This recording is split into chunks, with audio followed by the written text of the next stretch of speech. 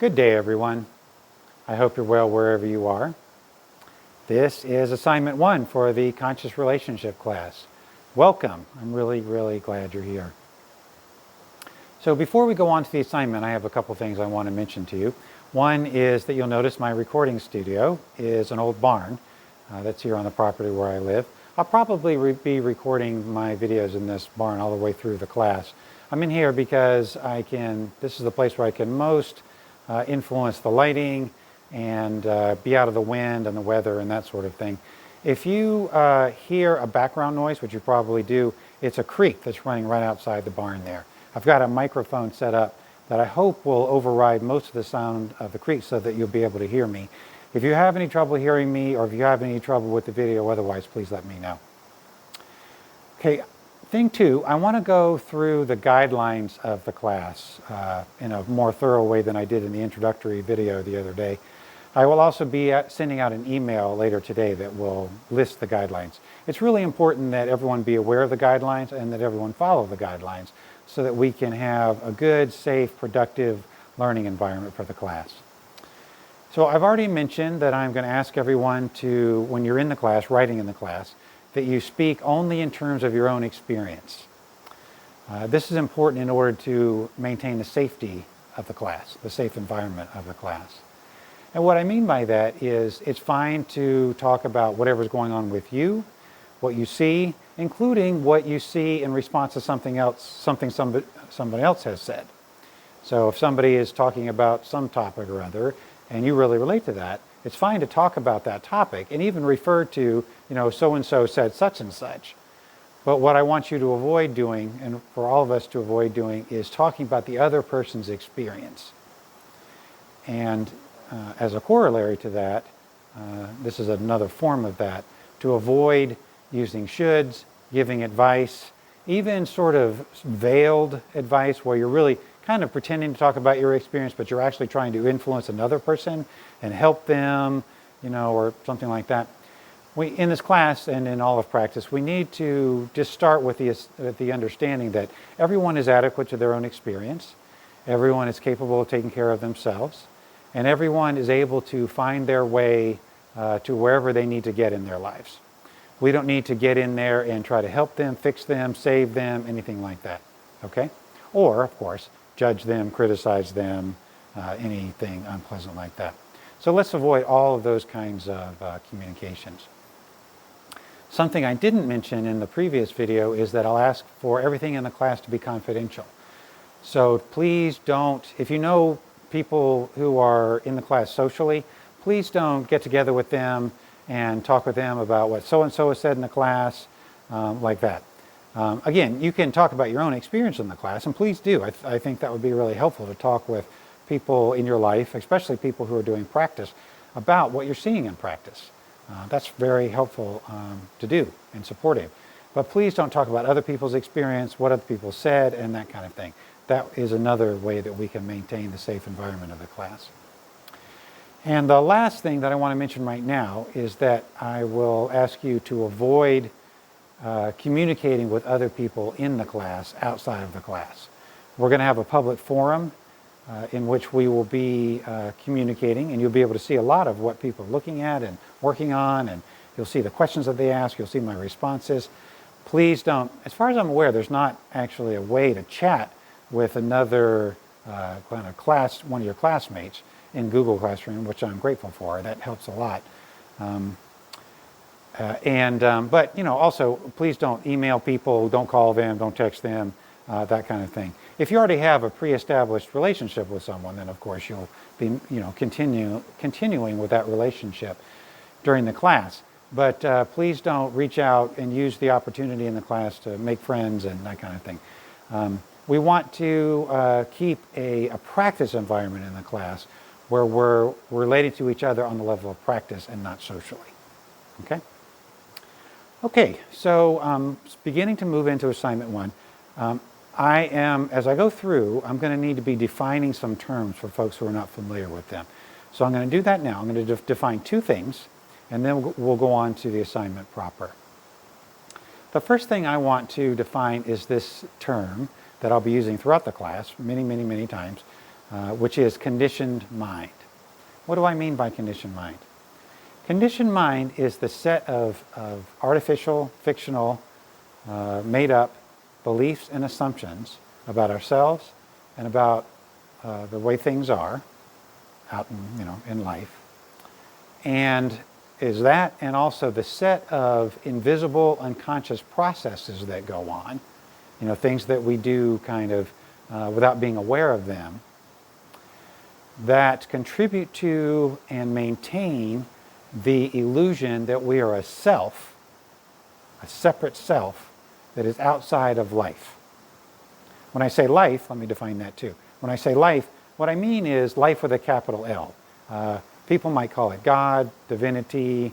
Another word I like for it is the mystery. But what I'm talking about there is just this thing that we can't talk about, this mysterious force that is animating everything, that is causing everything to occur, including our own perceptions, including our own consciousness.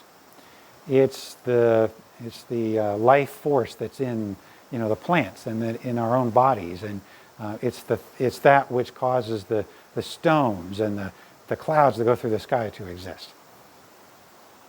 So the way that we suffer, and I'll define that too, suffering in a Buddhist sense is being a self that is separate from life, is being outside of life as it's unfolding. As you, I'm sure, are aware, as you look around, it's obvious that there's just stuff happening that is independent of our will. Life is just unfolding naturally, moment by moment, in this beautiful, harmonious, mysterious way. Happiness for a human being is to be in alignment with that, to be guided by that. Unhappiness and suffering for a human being is to be outside of that.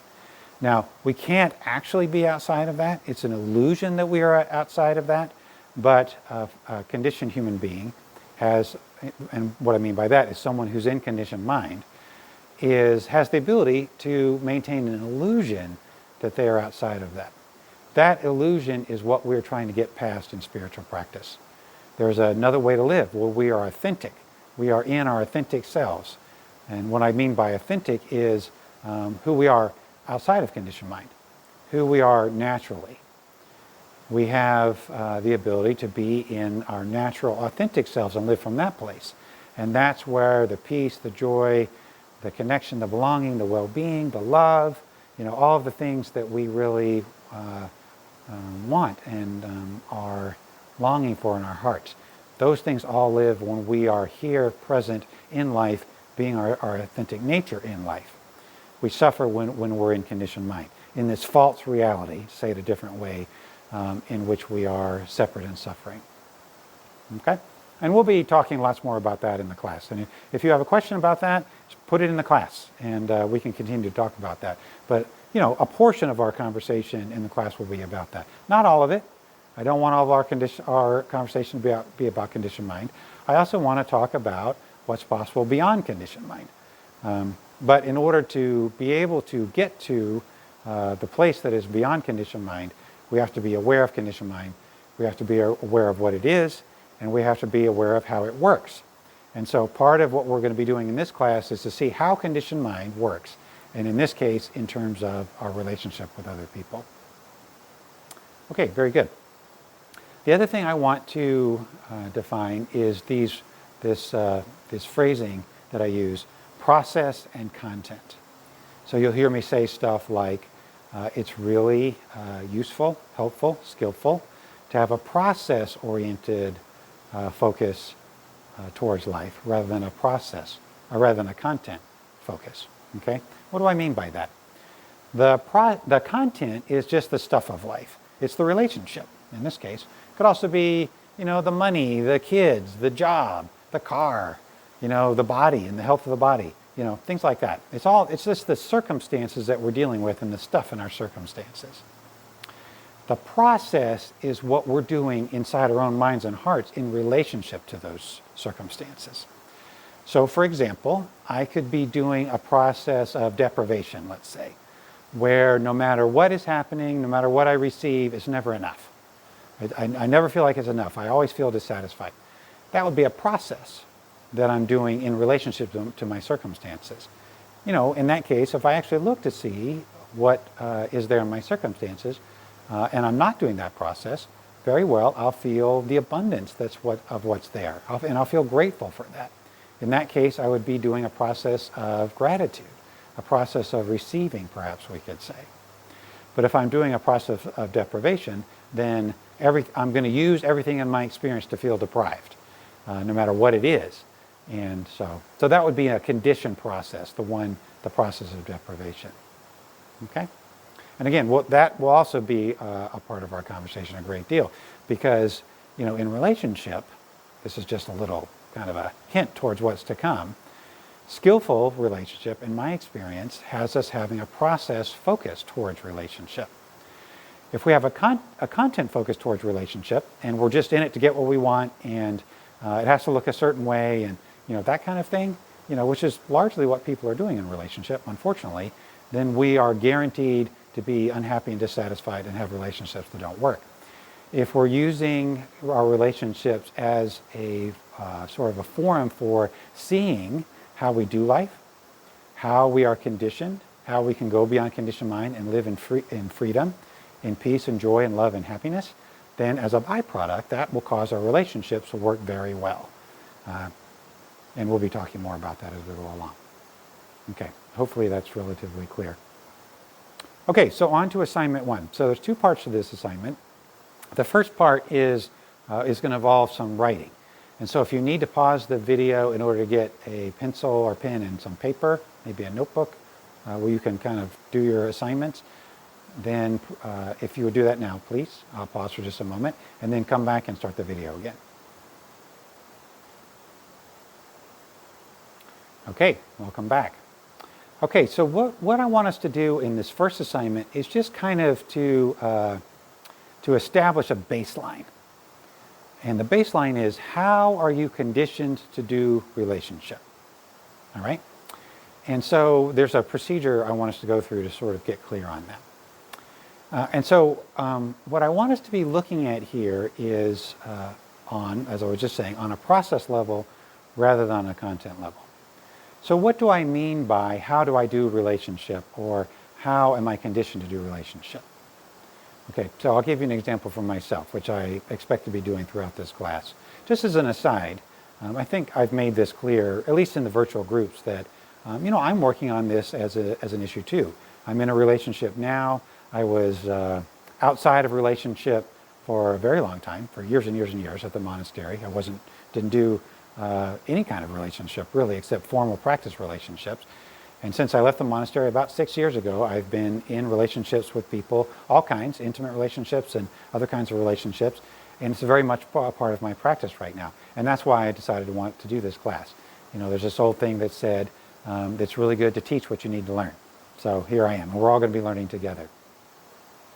Okay, so anyway, so an example, I want to give you an example of a process. What is a conditioned way that I might do relationship? What is a conditioned process of doing relationship? So in my case, the way it goes is I will use relationship in my conditioned orientation. I will use my relationship basically to cause myself to suffer, which is what's going to happen in all kind of conditioned relationships. For me in particular, the way it works is I'll meet somebody, I'll think she's amazing, think she's great, and I'll want to get involved with her. In the beginning, there'll be this kind of open-heartedness, and it'll seem magical, and wow, we have so much in common, and all the kind of things that happen when you just meet someone and you're beginning to have feelings for that person and beginning to love that person. And then before too long, conditioned mind is going to kick in for me, and it's going to start to have big issues with a perception from its point of view that in order to be in this relationship, I have to give up my autonomy. I'm very conditioned to cling to and be attached to autonomy, to be in charge of myself and in charge of everything. And so I'll start to have big issues with that and start to imagine, I said earlier that conditioned mind would have us believing things that are not true. And this is one of those. Because conditioned mind will be talking to me about how if I really give myself to this relationship, I really open up to this person, that means giving up myself. I'll have to give up the things I really care about, and I'll basically be consumed by this relationship and I'll lose myself. It's not true, because that doesn't have to be the way a relationship goes at all. But that's what I'll believe if I'm in my conditioning and believing the story in conditioned mind. Then I'll start to nitpick the woman that I'm involved with, find things that are wrong with her as a way to justify kind of being separate. I'll put up walls and defenses. I won't allow myself to feel the love that otherwise would just be naturally developing between us. And then eventually I'll look for some way to sabotage the relationship, some excuse to get out of it. And this is not, not a happy thing or not pleasant to admit, but, I'll make her wrong, the other person. I'll make her wrong in some way and use that as an excuse to end the relationship and then escape from it. And then now, I've ended the relationship, I have my autonomy, but now I don't have a relationship, because there's a part of me who really wants that, who wants to feel connected with someone. So after a period of being alone, I'll get tired of that, then I'll join in relationship again. I'll meet somebody else, wow, she's wonderful, she's great, I really want this, and then the same process will happen all over again, and I'll sabotage that one, and around and around and around. Okay, so and there's a lot more detail in that I could give you, but that's the basic process that I've seen that I do in relationship. In my current relationship, this is happening, it's attempting to happen, but I'm really aware of it. So this is what we're going to be practicing in this class, being really aware of these conditioned processes so that we don't have to be swept away by them, so that we can be outside of them in a place of choice and choose what we really want instead of going down the same old conditioned pathway. Okay? So I don't expect you to know everything about your conditioned process. I mean, I've been looking at this for a long time, and I can see pretty well how I do it. You might not be able to see it on that level. That's okay. We're going to be exploring that in this class, and a part of what hopefully you'll get out of this class is more clarity about how you do relationship from a conditioned place. Okay? All right, so on to the actual exercise. So first off, there's going to be some different steps. First of all, in just a moment, I'm going to give you something to do, and then I'm going to ask you to pause the video and do the thing I've asked, and then when you get finished, come back and turn the video back on. Okay? So the thing I want you to do first is pick some relationship from the past that's finished. It could be an intimate relationship. In general, we're probably going to be talking sort of in a way that implies we're talking about intimate relationship, but the class is directed towards any kind of relationship.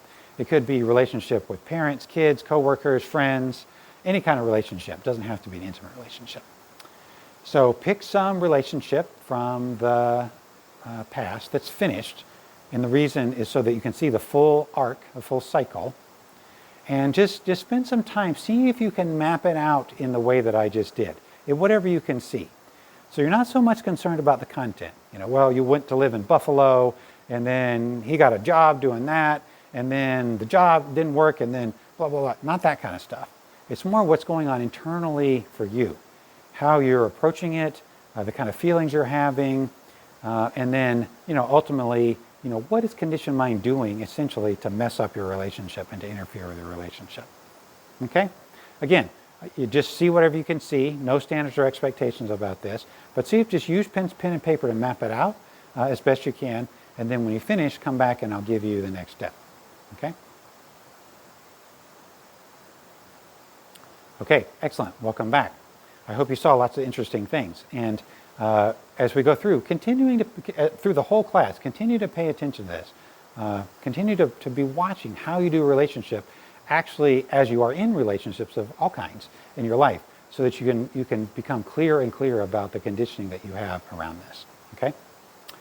Okay, so the next step. So you've got a sense of what your conditioned pattern is in this one relationship, and now extrapolate. Look at 2 or 3 others.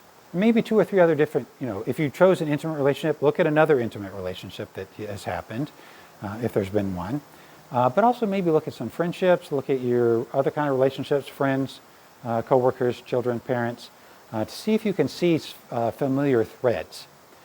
So you want to get a sense of, in general, how do you do relationship in a conditioned way, okay?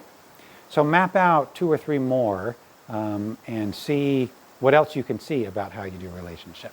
So again, if you'll pause the video now and do that, and then come on back.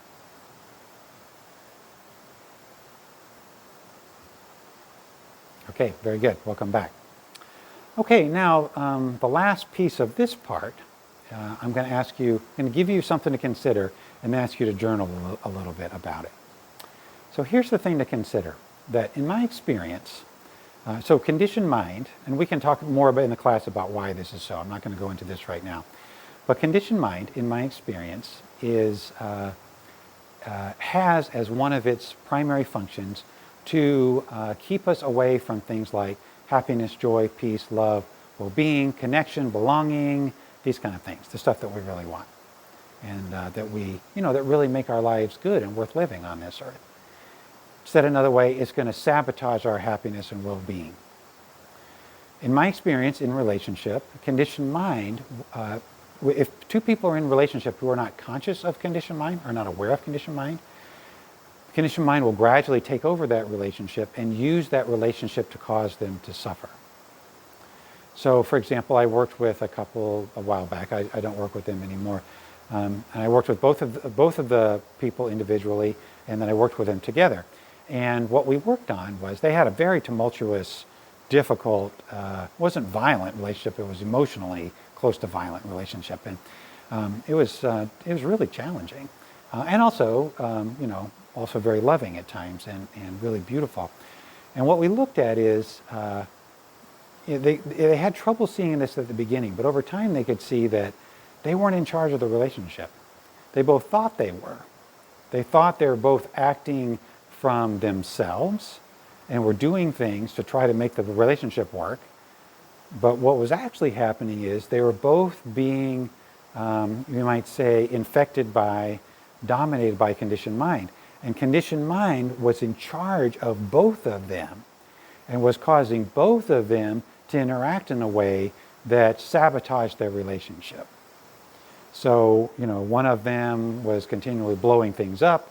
The other thing was continually abandoning himself to try to pacify the other person, and so they had this sort of way they cooperated unknowingly, unconsciously, to make the relationship not work. And so conditioned mind was in charge of that. They weren't in charge of their own relationship. Conditioned mind was. Okay? So that's kind of a lot to swallow, I know, and we can talk more about that in the class, but just take that notion for a moment, pause the video in just a second, and then do some journaling about that and look at your past relationships and your current relationships and see if you can see how conditioned mind is manipulating things and controlling what you think, what you feel, what you see in order to sabotage your relationship in the way that I'm describing. Okay? In the example I used, that's what was happening with me. Conditioned mind was, for example, was getting me to look at her, the other person, and imagine all things about her that weren't right and didn't work for me and stuff, even though that was never actually true. So stuff like that, okay? So pause the video and see what you can see.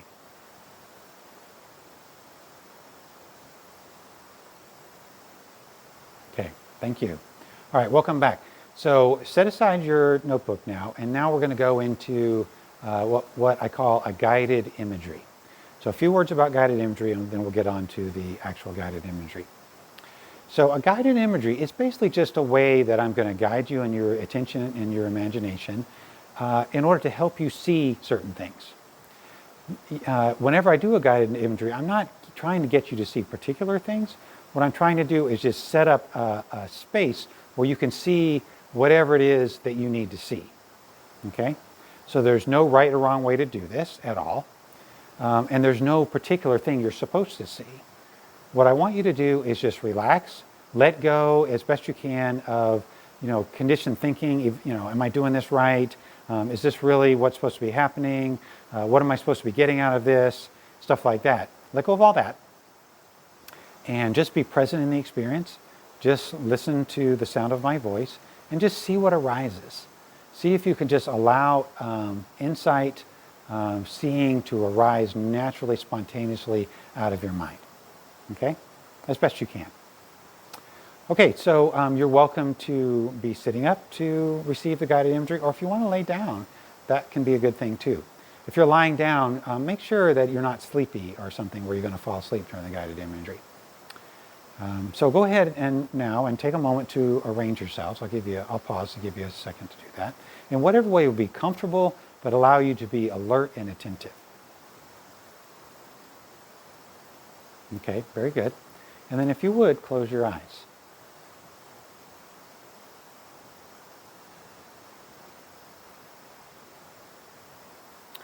Okay, and so if you would please turn your attention to your breath and your breathing.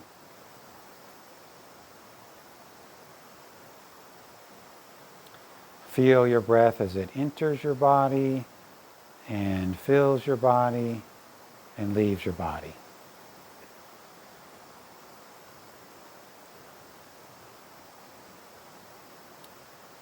For just a few moments, see if you can focus all of your attention just on your breath.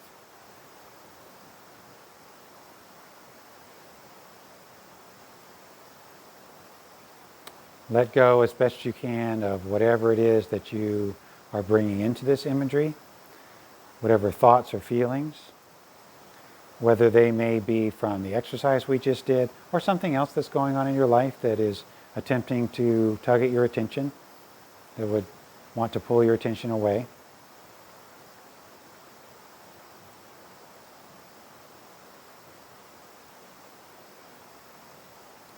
And just allow yourself to just be here right now, in your body, relaxed, attending to your breath.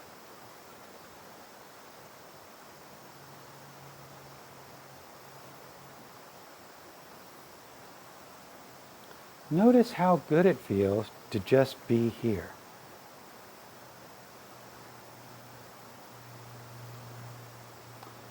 Notice how it's possible to let go of the things that might trouble you or distract you in your mind. And just be here right now in your body, in this moment with the breath.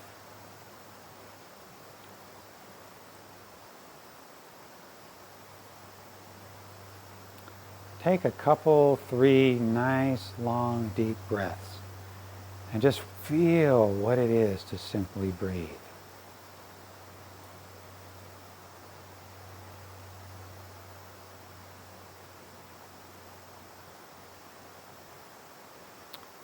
Okay, and now I'm going to move your attention around in different ways, and as I do, see if you can just stay in this place as best you can. Stay in this place of just openness, receiving, and presence, and just see what arises.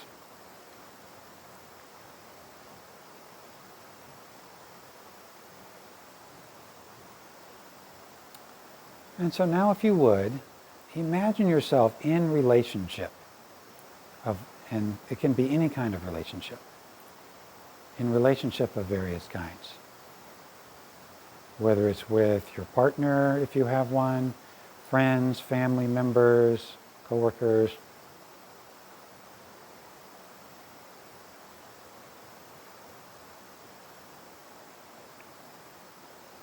Imagine yourself there in your relationships.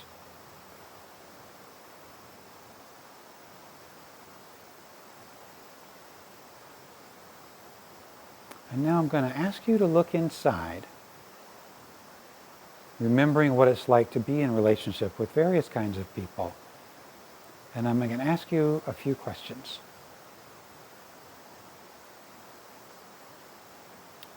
The first question is, are there places of fear? Are there things you are afraid of being in relationship with other people of various kinds?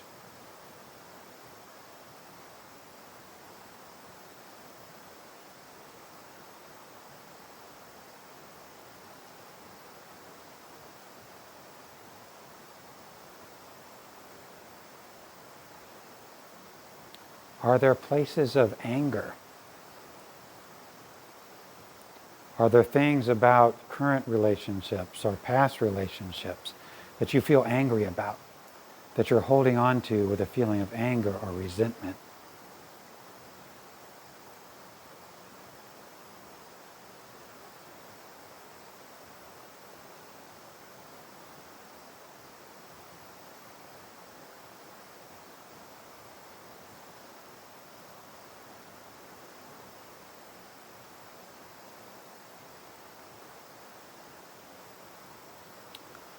Are there places where you abandon yourself in relationship?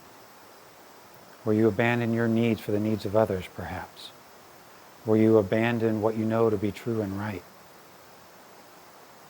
Where you abandon your love for someone else because of some agenda that comes out of your ego, that comes out of conditioned mind?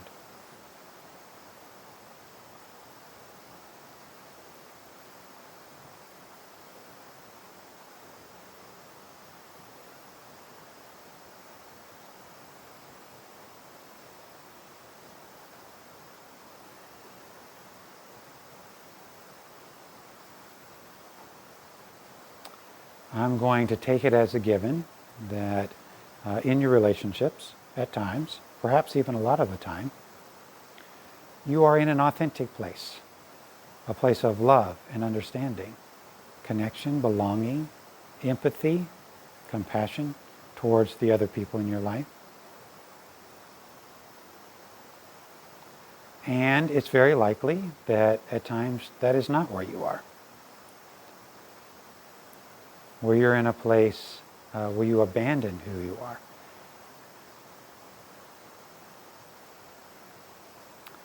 So ask yourself now, are there places where you feel and act spitefully, critically, judgmentally? Are there places where you act selfishly and self-centeredly? Are there places where you act aggressively or passive-aggressively?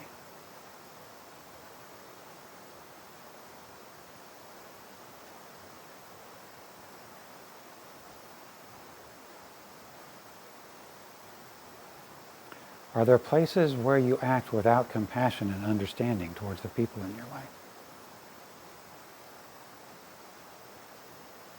And as you consider this, do it without judgment, without self-recrimination.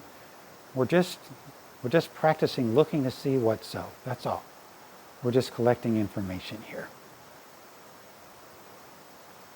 So what do you see about the ways in which you act when you are not in touch with your authentic self?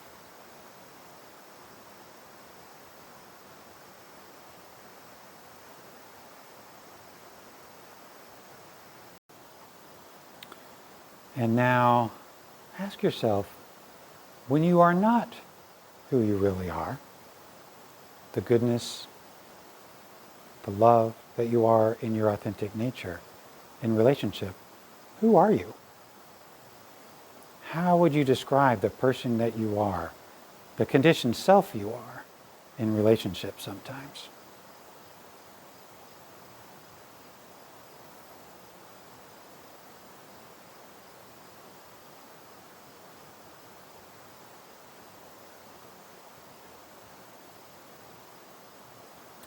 Okay, and now let that go. Return your attention to your breath and your breathing.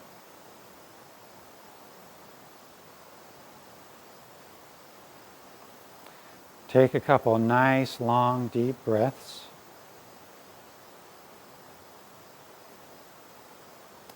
And then whenever you feel ready, open your eyes.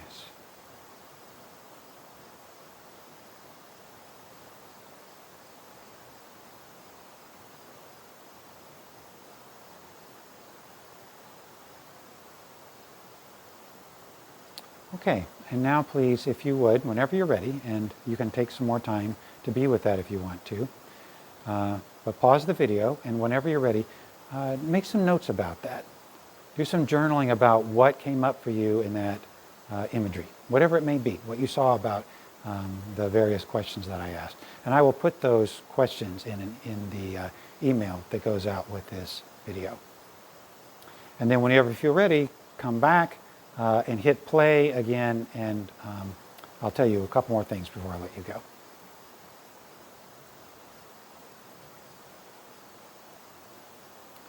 Okay, very good. Welcome back. So thank you for being here. I realize this video is rather long. Hopefully they won't always be this long each time, but I won't make any promises. Thank you for being here. And so what your assignment now is to, whenever you feel ready, you can sit with this for a little while if you like, or you can just go ahead. But your assignment is to go to the class and then post some kind of response to this assignment in the class.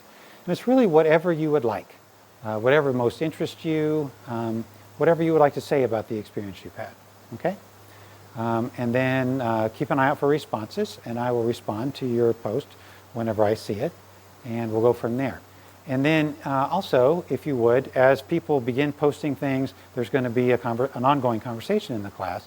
I would encourage you, to whatever extent you're willing and able, to be reading the assignments, the other posts in the class, so you can see what other people are looking at, and you can kind of keep tabs on the conversation, because a lot of the learning in this class will actually happen in that conversation. So participate as best you can.